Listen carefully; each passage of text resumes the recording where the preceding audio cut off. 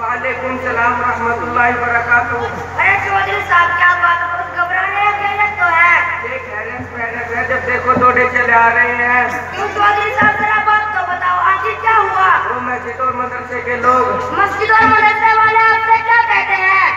अरे भाई, जब पैक लिखदार फसल बाहर आ गई और कहते हैं 40वां दो। अरे चौधरी साहब, तुम्हारे तो घर ही पहुँचते हैं, हमारे तो गेट पर भी पहुँच जाते हैं, मगर मेरे नाना जितने कंजूस और मक्खी चूस है, उन हजरात को देना तो बहुत दूर की बात है, पर इनको कभी चोंच मारने नहीं देते।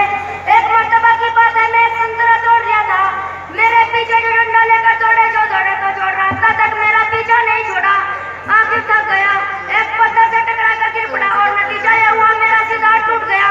मेरे नाना तो बहुत ही कंजूस निकले, रिकॉर्ड ही कायम कर दिया। अच्छा तो अफजल भाई, एक बात बताओ, ये मौलवी हजरात और मदरसे के जिम्मेदार जब भी फसल आती है 40वां मांगने पहुँचते हैं और रमजान आता है तो ज़कात मांगने आ जाते हैं। हम लोग इतनी मेहनत और मुशक्कत से कमाते हैं और खेती करते हैं, ये लोग आसानी से लेकर चले जाते हैं।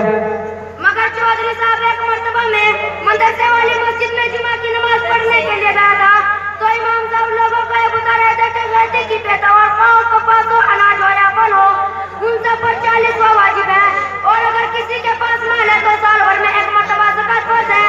अरे भाई, 40वां और ज़कात हर साल निकालने में लगे रहे तो बच्चों के लिए क्या जमा करोगे? कल फिर उनकी शादी वगैरह के मसाइल हैं, उनको कैसे पूरा करोगे?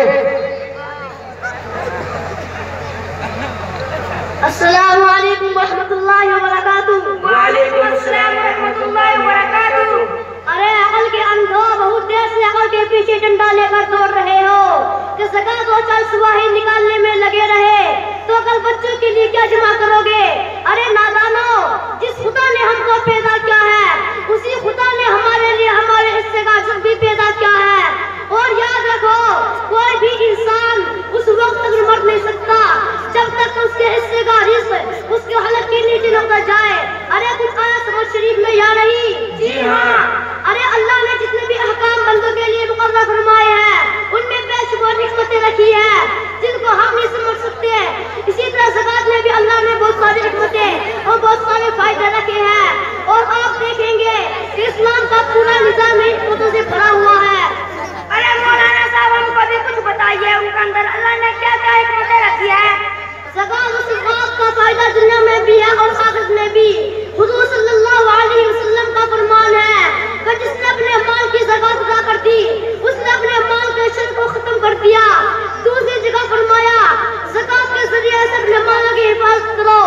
ज़कात अदा करने में एक हिकमतें भी है कि इंसान पर आने वाली मुसीबतें टल जाती है। ज़कात से बहुत सारे फायदा ये भी है कि माल दौलत में बरकत होती है, और उसमें पूर्ण करने से आसमानी बरकतों के दरवाजे बंद हो जाते हैं। अरे मौलाना साहब, ज़कात अदा करने में अल्लाह ने बहुत फायदे रखे हैं।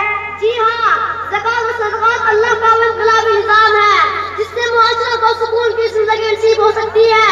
क्योंकि जब कौम के अमीर लोग ज़कात और सदक़ात अदा करेंगे तो गरीबों को अमीरों से कोई शिकायत नहीं रहेगी, और ये गरीब अमीरों के लिए अल्लाह से दुआ करेंगे कि ए अल्लाह, तू इनको और नवाज, और अमीर हज़रात खुश होंगे।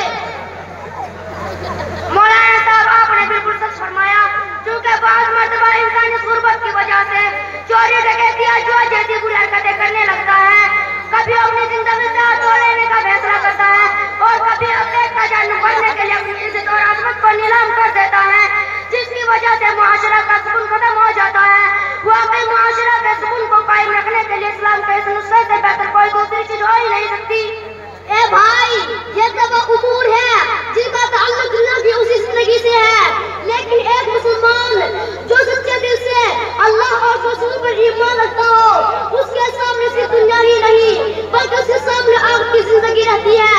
अल्लाह ने ज़कात के जरिए से अहले ईमान को आग की बैग में अपनी दौलत को जमा करने का गुर बताया है, और उसी काम आएगा जब वो यहाँ की सारी चीज छोड़कर खाली हाथ रुखसत होगा।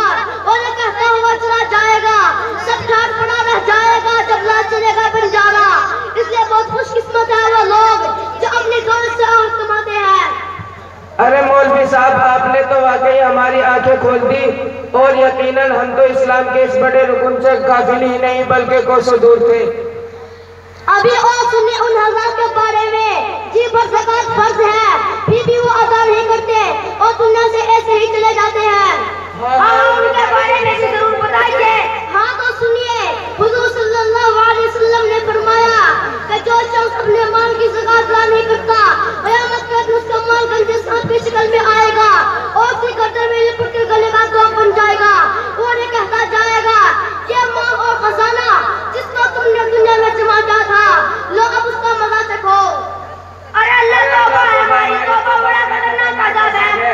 मैं तो आज ही जाकर अपने नाना को समझाऊंगा और अल्लाह का जो निकलता है उसे फौरन अदा करवाऊंगा। अरे मौलाना साहब, अगर कोई अल्लाह की राह में खर्च करता है तो उसको आखिरत में क्या इनाम मिलेगा? अगर किसी ने अल्लाह की राह में राय के दाने के बराबर भी खर्च किया है तो अल्लाह उसे अपने दस्त रज़ा से कबूल फरमाते हैं और उसकी परवरिश करते हैं यहाँ तक कि वो राय का दाना पहाड़ के बराबर करके बंदे को दिया जाएगा और इससे बड़ा इनाम कौन सा हो सकता है? मौलाना साहब, आपका बहुत बहुत शुक्रिया। आपने ज़कात और सदक़ात के उन्वान से हमको बहुत कुछ बताया। वाकई आज हमारी कौम के अंदर जहाँ दूसरे अरकान इस्लाम में कोताही है वहाँ उसमें भी बड़ी जबरदस्त कोताही है। वाकई अगर हम अपने माल और खेती के 40वां और ज़कात को निकाले तो बहुत से दीनी मसाइल और गरीबों के मसाइल हल हो जाएंगे और क़यामत के दिन अल्लाह की पकड़ से बच जाएंगे और अल्लाह की रज़ा के मुस्तहिक़ भी बनेंगे और गरीबों की दुआएं भी हमको मिलेगी। शुक्रिया बहुत बहुत। माफ करना, मैंने आपका बहुत वक्त खर्च कर दिया, लेकिन अगर इन बात से बराबर हो जाए तो इंशाअल्लाह आपका बहुत फायदा होगा। अस्सलामु अलैकुम व रहमतुल्लाहि व बरकातुहू। व अलैकुम अस्सलाम व रहमतुल्लाहि व बरकातुहू। माशाअल्लाह, देखो बाबा जी समझ कर रही हो।